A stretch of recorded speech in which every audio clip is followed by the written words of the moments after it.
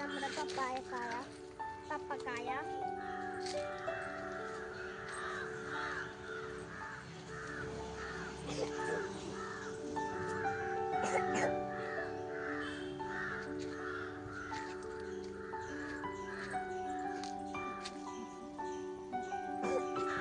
അപ്പോൾ ഇന്ന് നമ്മൾ നമ്മുടെ പപ്പായ വിളവെടുക്കാൻ പോവുകയാണ്. വെച്ചിൻ്റെ കയ്യിലേക്ക് പൊട്ടിച്ചരാവാ വേണ്ട. ഇങ്ങനെ മഞ്ഞ കളറായിട്ടുണ്ടെങ്കിൽ നമുക്കത് പൊട്ടിക്കാം.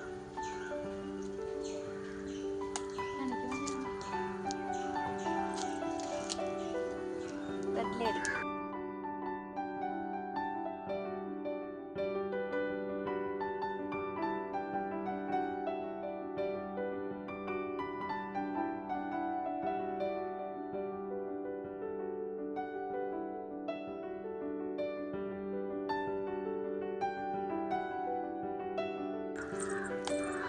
ചെറുതാട്ടാ, അത് മഞ്ഞ കളറായിട്ട്.